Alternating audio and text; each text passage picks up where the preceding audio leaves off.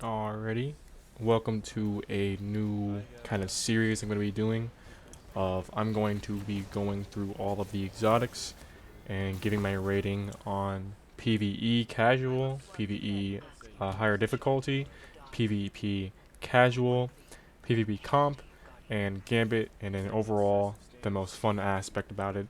Uh, if available, I will be putting in a build that I was running and what I think would be the best to run while running the weapon. That's not the best I'm gonna say. It's just what I think is personally the best. So let's get to it.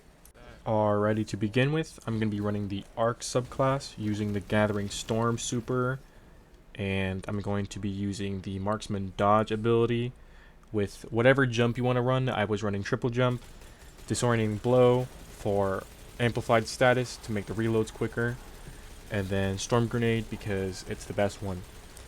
Aspects, you don't really have to worry about aspects that much in this build, for me at least, what I was running.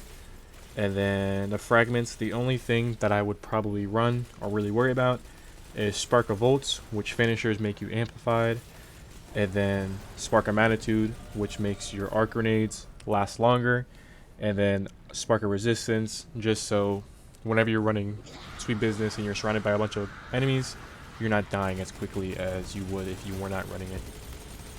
And then the exotic I was running with this build is 6 Coyote, just for that second dodge, so I don't really have to reload manually all the time. I can just dodge and instantly get my reload back. And then any fragments I put on it would be the auto reloader, the flinching, anything that has to do with auto. I'd probably just run it. It's not necessary, but I just run it just in case. Now for right now, I'm going to be just strictly talking about the hunters. I will be doing a Titan and Warlock build later.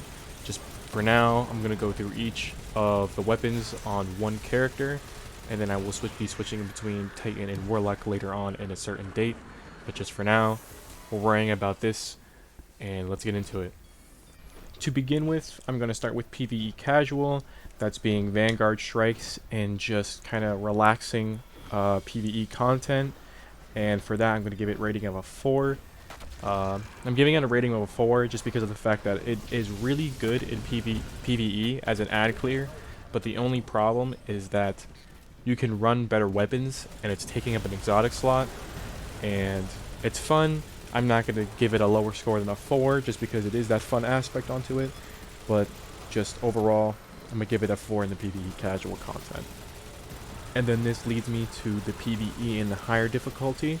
The higher difficulty is going to be your Nightfalls, your Legend Lost sectors, and your raids, and I'm going to put that at a rating of a 3.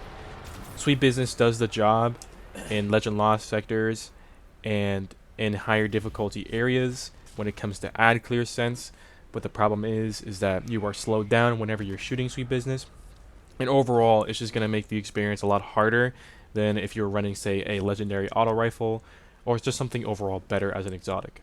And then further discussion into raids and nightfalls. The problem is it's not really good in DPS, and most of the time you could be running a linear fusion or Gallahorn or something along the lines of a DPS exotic. Unless you're running a bunch of Titans, then I couldn't really see this as effective on your part as a hunter, and that's just overall my opinion. And then this is going to lead into the PvP casual aspect of it. And I ran 3 games, and I took my overall opinion over those 3 games of control, and I would give it a rating of a 6. Now, why I put it at a 6 is because the time to kill is actually pretty fast for Sweet Business, especially if you're able to wind it up before you're around a corner or on an unsuspecting person.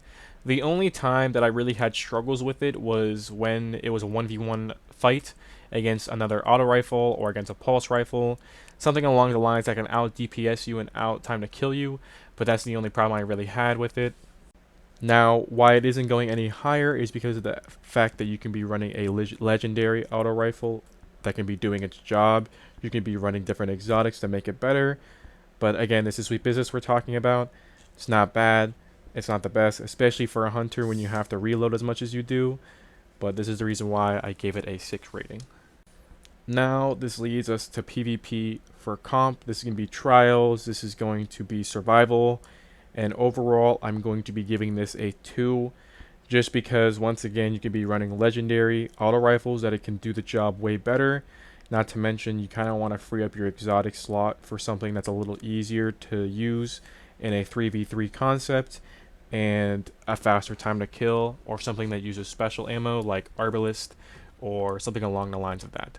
The other issue I had for comp with Sweet Business is the fact that Sweet Business is so loud that you can hear it coming, and not a lot of people are going to be peeking with against a Sweet Business with a sniper or a pulse rifle as soon as it gets loaded up. So most of the time you're going to be shooting for a long period of time. You're going to have to reload, and then they're going to push you right afterwards.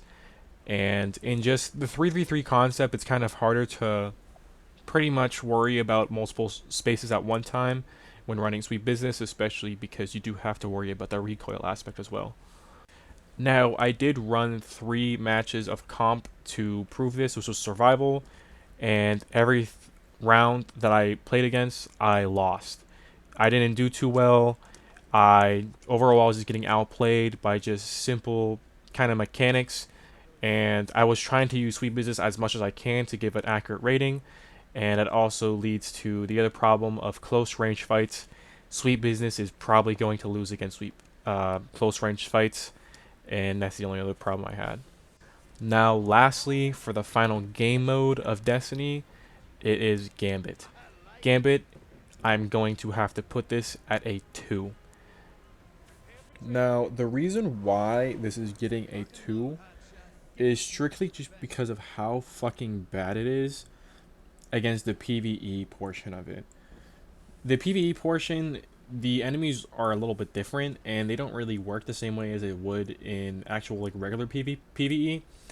And yellow bars, I just can't fucking kill them for the life of me. As you can see here, it takes so much longer, and it just doesn't really work, except if you're invading, which it does the PvP equivalent damage to it. But even then, you're going to be going against people with running heavies like Galahorn and Truth, and I just don't see this actually working as much as it should. It's not bad, but it's not really a good choice to use in Gambit, because, I mean, it's fucking Gambit. Now, for the DPS concept of it, it is overall lacking as well, and I wasn't doing that much damage, and I actually had to switch to a linear fusion rifle to really get the damage off, so we didn't lose as much as we did. But the 3 matches of Gambit that I did run, we lost every single one of them, and primeval damage was on the lower side of me every single time when I was running Sweet Business, so just overall isn't going too well for that. Now, this is going to lead us to the fun aspect. At the end of everything, I'm going to tally of how fun it was, and honestly, how good it was for me. I'm going to be putting it at a fun rating of 4, just because of the fact it's not hard to use. A lot of people are having it because it is an exotic Ingram drop, and overall, it's really fun to use in PvP and PvE casual, but whenever you run up into those higher risk areas and higher risk game modes, then you're really going to see that utility drop off, and you're not going to be seeing it as much. And if you are running it most of the time, it's going to be underperforming than when it would be if it was just casual. Now, at the end, the average for all the categories together is going to be a 3.5, which is below average. 5 is the average in every case, and I personally would not even touch this unless you're trying to be a funny haha motherfucker, because at the end of the day, it's not good, it's not the best. It's fun to use, and it's fun to troll. It's fun to kind of like poke fun at a bitch who's running a sweaty setup and you kill him with Sweet Business. But if you come into it with a raid, I'm not going to be upset with you, but most people are going to kick you. If you're running it for a lost sector, most people are going to kick you. The only thing that's really giving this like a bump up to like in this season is going to be the anti-barrier. But even then, the DPS wise on it on actual champions is going to be so sub-lacking that you're going to have to switch to a heavy weapon just to kill it anyways. And combination blow times 2 does more fucking damage to it with liars. and it kind of just proves the point that it's kind of mediocre. So, honest rating 3.5, not fucking good. Please don't pick it up.